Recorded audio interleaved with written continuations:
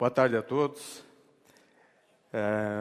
São sempre momentos muito emocionantes quando a gente encontra um público como esse, em que a gente pode, de alguma forma, transmitir um pouco da nossa experiência, da nossa vida, e perceber, assim, o quanto que, dentro da nossa trajetória, as coisas fazem sentido, acho que faz sentido desde o momento em que nós nascemos. Então, na hora que eu vejo a minha vida, eu procuro ver exatamente quais foram os pontos importantíssimos que aconteceram, e até com 20 anos de psicanálise, eu acho que eu nunca consegui dissociar a minha vida profissional da minha vida pessoal. Eu acho que realmente isso é impossível. E como que essas coisas foram acontecendo dentro da história do Boticário? Então, na realidade, eu vou contar uma historinha para vocês. A trajetória de ganhar dinheiro, naturalmente, sendo banqueiro, talvez, não sei se é mais fácil, mas com certeza ela é um pouco diferente. Então, vamos lá. Aqui são apenas algumas informações muito rápidas do que é o Boticário hoje. Em números, né, nós somos a maior rede de franquias do Brasil, maior rede de franquias de cosméticos do mundo atualmente, 3.260 lojas, presença, enfim, vocês vão acompanhar, e hoje em dia fazem parte da organização 22 mil pessoas como diretamente ligadas às nossas franquias. Enfim, vocês não vou ler aí, mas vocês podem acompanhar. Muito bem. Boticário, esse é o nosso visual hoje, tenho a impressão que vocês já devem conhecer. Se não são usuários ainda, por favor, apareçam nas nossas lojas. Vocês vão, com certeza, encontrar sempre algum presente, alguma coisa que sirva. Onde que começa essa história e onde que começa a minha trajetória? Olha aí, ó. Sabem quem que é essa? Essa Maria Dolores. Essa senhora aí, ela foi minha babá. Vocês vão dizer, puxa vida, uma babá? Eu nasci em La Paz, Bolívia. E por que La Paz, Bolívia? Porque eu sou filho de sobreviventes da Segunda Guerra Mundial, onde, depois da Segunda Guerra, todos os países, a grande maioria dos países, estavam completamente fechados para a imigração de famílias judaicas. E um dos países que aceitavam judeus na época era La Paz, era na Bolívia. Tanto é que meus pais foram para lá e casaram em 3 meses. Não tinha muito tempo para namorar, noivar, porque imaginem pessoas sobreviventes que chegam num país desconhecido, ainda mais como La Paz, como a Bolívia, né, falando castelhano, alguém que vem da Polônia, alguém que vem da Alemanha. Então, vocês imaginem a dificuldade. E na hora que eu falo em empreendedorismo, eu fico pensando que, na realidade, os verdadeiros empreendedores eram essas pessoas que iniciaram, né, esses grandes desafios. E a Bolívia realmente nos recebeu a minha família, e sou muito grato de ter nascido em La Paz. Fatos marcantes, né, da minha infância. Fiquei até os 11 anos morando lá, e daí nós mudamos para o Brasil, para Curitiba especificamente, que existia já alguns familiares que moravam em La Paz. Cheguei em Curitiba, desculpe. Cheguei em Curitiba em 1962. Então, coloco esses traços coloridos porque, na verdade, depois de uma infância muito triste, né? Porque meus pais tinham perdido, entre a família do meu pai e minha mãe, tinham perdido mais ou menos uns 25 pessoas das suas famílias que foram para as câmaras de gás durante a Segunda Guerra Mundial. Então, era uma carga muito pesada, e buscar um novo país, para o meu pai, na época, foi um grande desafio. E, para mim, essa questão do Holocausto ficou muito marcada na minha vida, tanto é que no início desse ano, nós inauguramos o primeiro Museu do Holocausto do Brasil, que fica em Curitiba. Então, não quero contar histórias tristes, porque quero contar histórias coloridas, mas elas fazem parte enfim, da minha vida, e gostaria de trocar com vocês um pouquinho dessa experiência. Desde muito criança, eu sempre fui fascinado por cores, vidros. E eu lembro que perto da minha casa existia uma papelaria, e eu ia constantemente buscar. Tinha uma senhora muito gentil, que ela me dava aqueles frasquinhos de grafite. Então, eu ia para minha casa e colocava, enchia de água aqueles vidrinhos e colocava, né, cores diferentes, e colocava contra o vidro, contra a janela, e ficava admirando aquelas cores. Mas nunca imaginei que um dia eu pudesse ter um negócio de perfumaria, de cosmética, que também tem todas as cores e todos os vidros que a gente pode imaginar.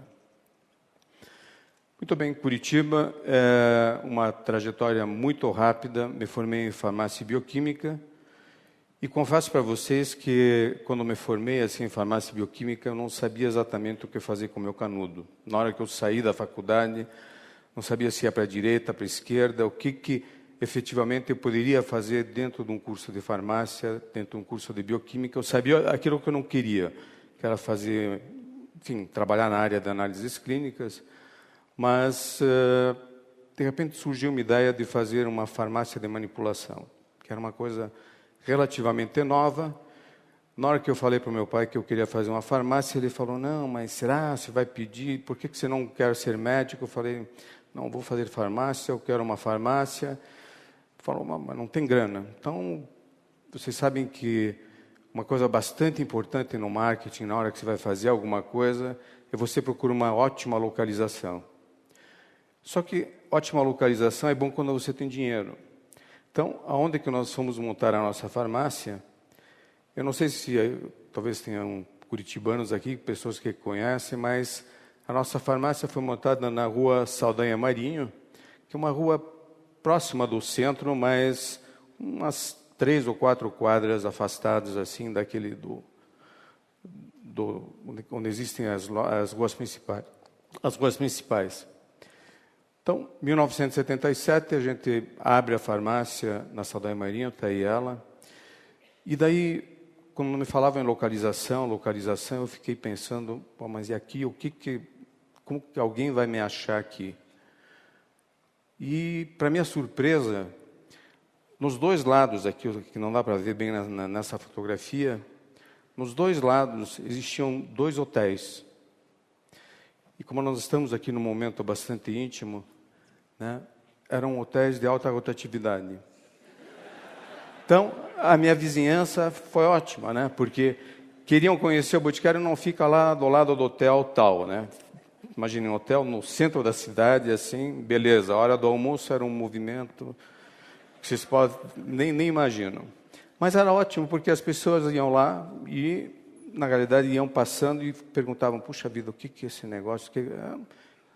As pessoas entravam e falavam, não, isso aqui é uma farmácia de manipulação, totalmente, é um conceito novo, ela é totalmente focada em produtos cosmético-dermatológicos e a gente formula receituário médico. E, na realidade, vamos para 1978, por incrível que pareça, aquele do meio sou eu, então um dia eu tive cabelo preto, assim, né?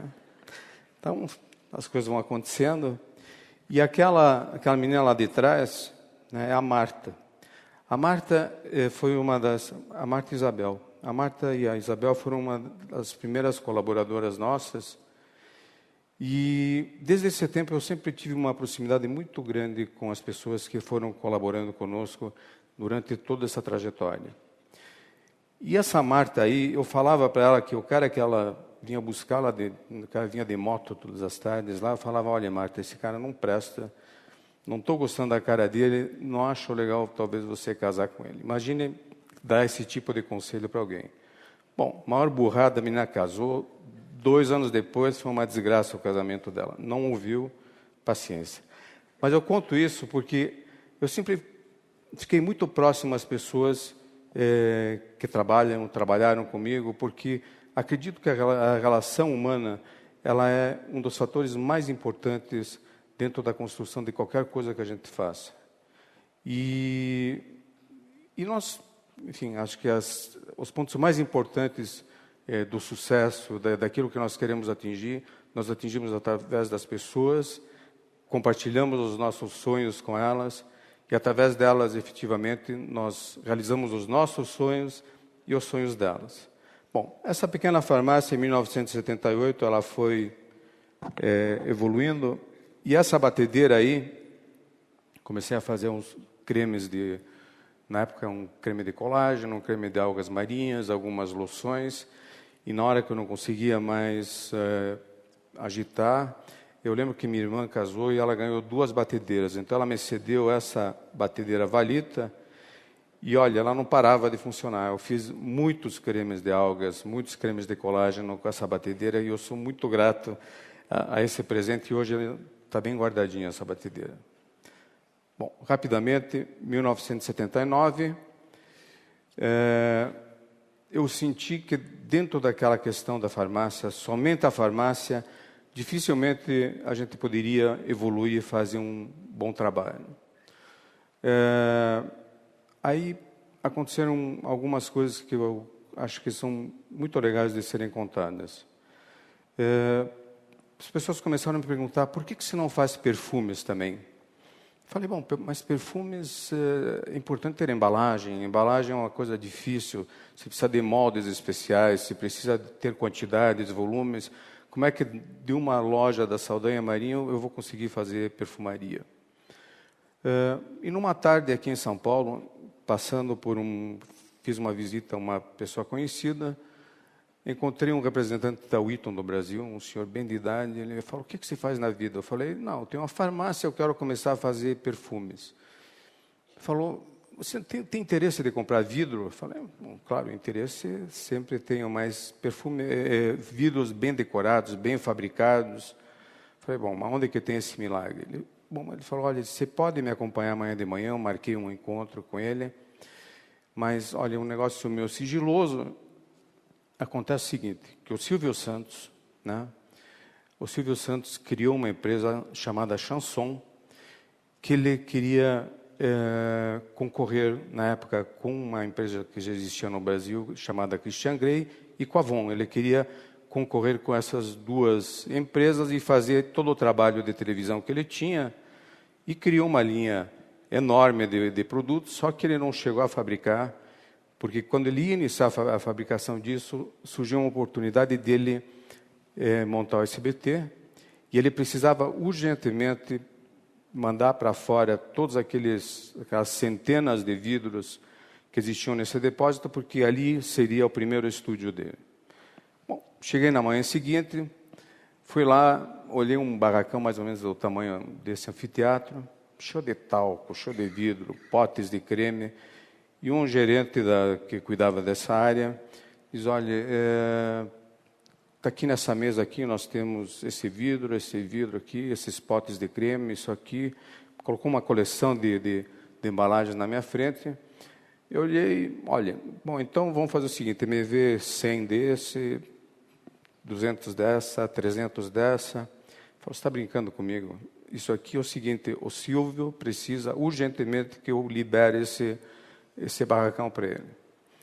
Falei, mas quantos vidros existem aqui? Ele falou, olha, de frascos de ânfora, tem uns 70, 80 mil frascos, potes de creme tem... Aí, olhei para o cara e disse, bom, senti, assim, a tensão dele, que ele precisava urgentemente se livrar daquilo. Falei, olha, eu levo, mas contanto que eu consiga pagar isso em 12 ou 15 vezes. O cara falou, você está me gozando. Não dá. Isso aqui é o cash. Falei, bom, não dá. Se eu puder pagar em 12 vezes, eu levo. Jogando, porque eu pensei que jamais ele iria aceitar. De momentinho, vou falar com o Silvio. Falei, então fala com o Silvio Santos, tudo bem. E na hora eu fiquei pensando, putz, se esse cara topar, o que eu faço? Ele voltou e falou, olha, o seu Silvio concordou. Falei, bom. Aí eu pensei rapidamente comigo e disse, bom, a pior coisa que pode acontecer é chegar na segunda ou na terceira prestação que eu tenho que pagar para ele, e mandar um caminhão de volta. Eram 2 carretas que foram, escrevi uma cartinha, caro Silvio, né? Tá aqui teus vidrinhos novamente, não consegui enchê-los, né? Então, fazer o que era a pior coisa, mas na hora eu sinto assim que foi talvez aquele momento em que foi extremamente decisivo e um momento de coragem que a gente acaba cometendo esse tipo de loucura. Então, a missão da minha vida era como encher vidros e me livrar deles rapidamente. Então peguei aqueles frascos, aquelas ânforas, né, que talvez muitos de vocês conheçam. Falei, muito bem, aqui vou fazer umas 15 fragrâncias diferentes. Uma eu pintei de amarelo, outra mandei foscar, né, como essa aquafresca que se tornou um ícone do Boticário. Mandei fazer uma foscação no vidro, tampas amarelas, azuis, enfim, consegui fazer uma coleção enorme com esses vidros. E, bom, daí, como é que vende? Consegui, daí, uma loja no aeroporto Afonso Pena, em Curitiba. Loja do Boticário, ali, nessa vitrine que vocês estão vendo aí, só tinha ânfora, né? Tinha ânfora de todas as cores. Mas foi ótimo, porque essa loja ela foi importantíssima para a nossa trajetória, para toda essa caminhada do Boticário. E também descobri o seguinte, que a grande maioria das pessoas, quando elas estão num aeroporto, elas estão com um sentimento de culpa muito grande. Ou elas estão voltando para casa, ou elas aprontaram, enfim, sempre se tem uma situação em que no aeroporto é um lugar fatal. E a pessoa geralmente perde o controle do bolso no aeroporto, né? Então, as pessoas entravam e falavam, olha, eu quero levar isso, aquilo. Na época tinham 12 voos para Curitiba. Curitiba o aeroporto vivia fechado. Então era ótimo. Então elas, na terceira ou quarta entrada que elas davam na loja, elas vão me dar esse, me dar aquele, e começaram a levar os meus vidros de perfume, ajudando a pagar as prestações do Silvio Santos. Mas aconteceram coisas maravilhosas nessa loja também. Em primeiro lugar, eu tinha uma única vendedora. E nos domingos à tarde, aliás, o domingo inteiro, eu fazia a folga dela. E foi ótimo, porque através dessa loja que nós conseguimos os primeiros franqueados do Boticário. Então, eram pessoas que entravam, falavam, olha, eu quero um negócio como esses aqui. Falei, pois não, me ajuda a vender vidro, que está ótimo. Mas algumas condições, né? Quero uma exclusividade, quero um projeto parecido como esses, uma garantia de abastecimento, enfim, um treinamento da vendedora. Quando me dei conta, a gente estava fazendo franchising. Franchising, para mim, era o que? Você está fazendo franchising? Falei, o que é exatamente isso? Não, é franquia, quando você consegue alavancar um negócio através de capital de terceiros, é uma coisa que pode crescer rapidamente. Falei, ótimo, pode ser. E, a partir dessa loja, começaram a aparecer os primeiros franqueados. E, nas horas de folga, aconteceu um negócio muito legal nessa loja. É que celular, nem pensar, não existia celular. Telefone não existia. Bem em frente dessa loja, tinha um telefone público. Então, quando não tinha cliente, eu ia para o telefone público e naquela farmácia lá que vocês viram, na época, eu tinha uma estagiária, né, o nome dela Cecília, e a melhor coisa, de tarde, nas horas de folga, era ligar para a Cecília, oi, tudo bem, o que você está fazendo? Bom, resumindo, a Cecília se tornou minha esposa. E nada como casar com uma estagiária bonita, né? E ter com quem dividir os sonhos. Então, fácil, né? Bom, as coisas foram evoluindo muito rapidamente nessa trajetória. Em 1982, a gente faz a primeira unidade Fabril em São José dos Pinhais. E eram 1.000 metros quadrados, onde nós fabricávamos, guardávamos, tínhamos todos os laboratórios que são necessários para a indústria cosmética. E a evolução começa a acontecer muito rapidamente, em movimentos muito rápidos. Então, eu tinha que inaugurar fábrica, inaugurar lojas, numa divisão de tarefas enorme, e a Cecília recém-casada, né? Não precisava dar uma atenção super para ela, era minha conselheira. Em 1982, nesse mesmo ano, nasce minha filha Anete. Enfim, são as coisas que eu vou contando porque eu acho que elas estão intrinsecamente ligadas a toda a minha vida e as coisas que começam, agora quando eu vejo, eu começo a perceber o quanto as coisas fazem sentido na vida e o quanto essa sincronicidade que a gente tem que ter e as coisas que começam a acontecer, é preciso parar e entender o que elas acontecem, como que elas acontecem. Então, a evolução se deu muito rápido. Em 1985, a gente faz a primeira convenção do Boticário. Para vocês terem uma ideia, nesse momento nós tínhamos 500 lojas no Brasil, 1985.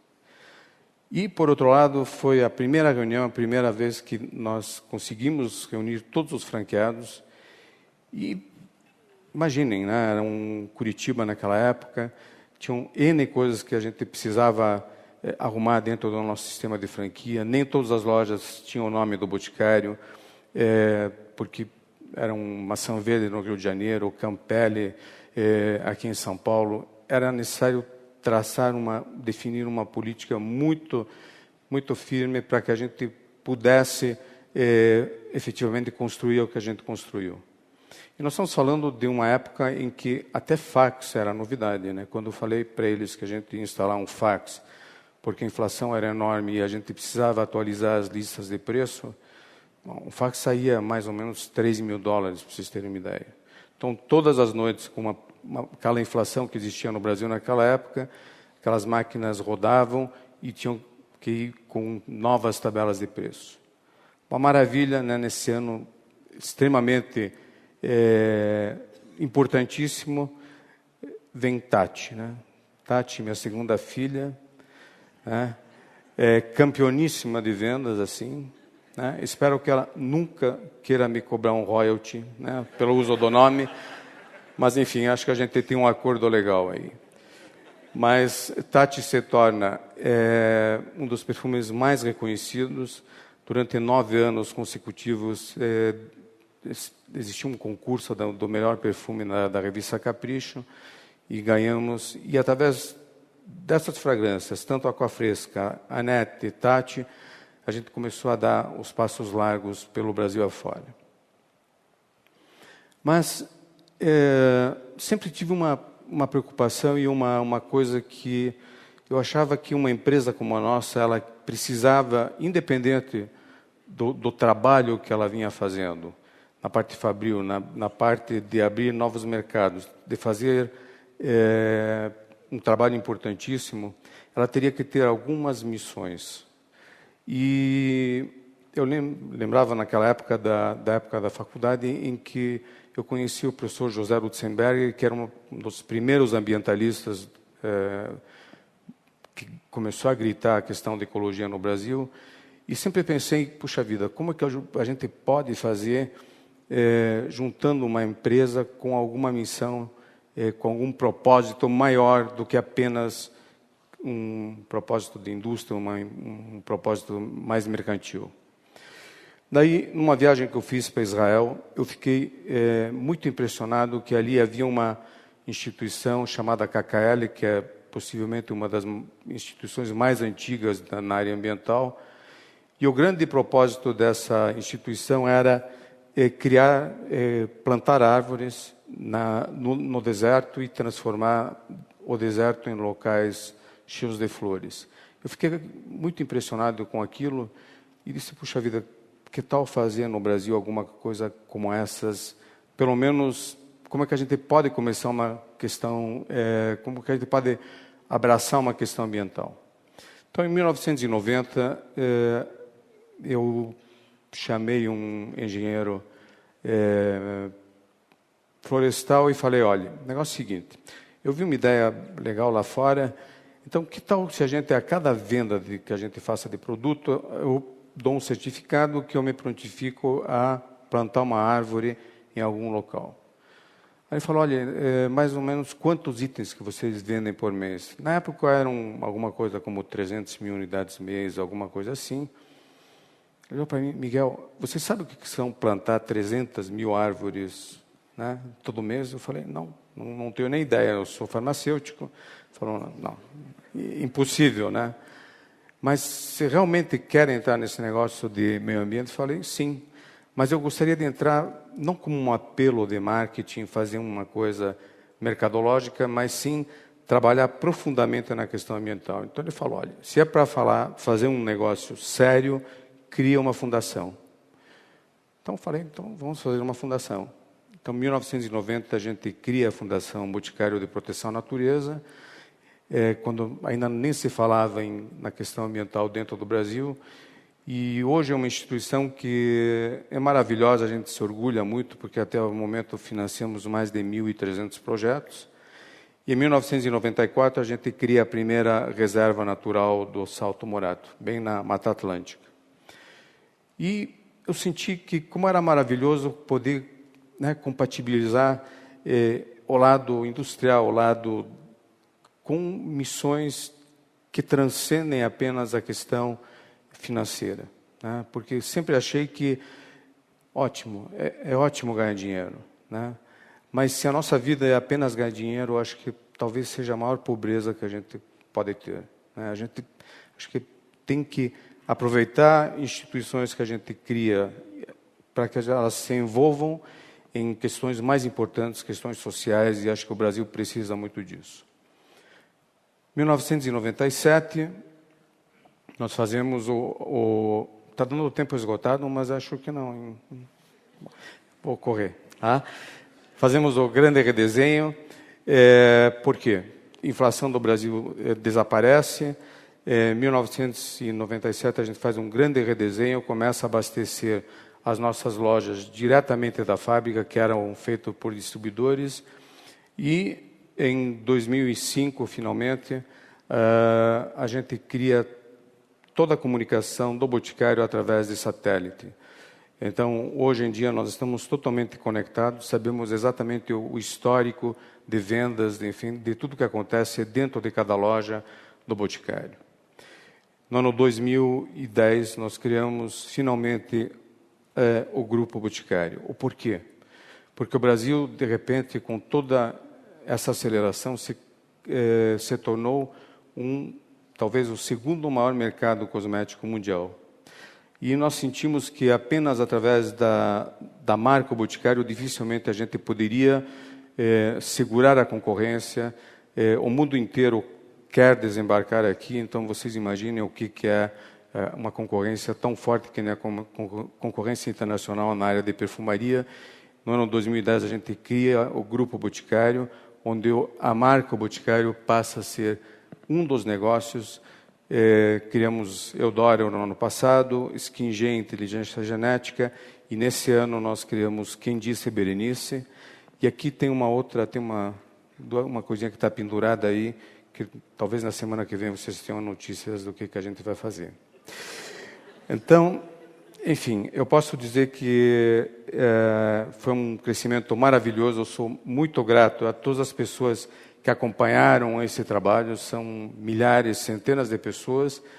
E concordo com o André Esteves quando ele fala que esse aqui é o país do futuro. Viajei recentemente para fora e estive no BRIC, em todos os países ali, e o lugar é esse. O lugar em que nós estamos inseridos é o melhor lugar do mundo, o melhor lugar e o melhor momento de crescimento para o Brasil. Então, acho que todos vocês, né, que estão aqui hoje, com certeza vão achar oportunidades de crescimento e fazer com que, naturalmente, esse país se torne cada vez melhor.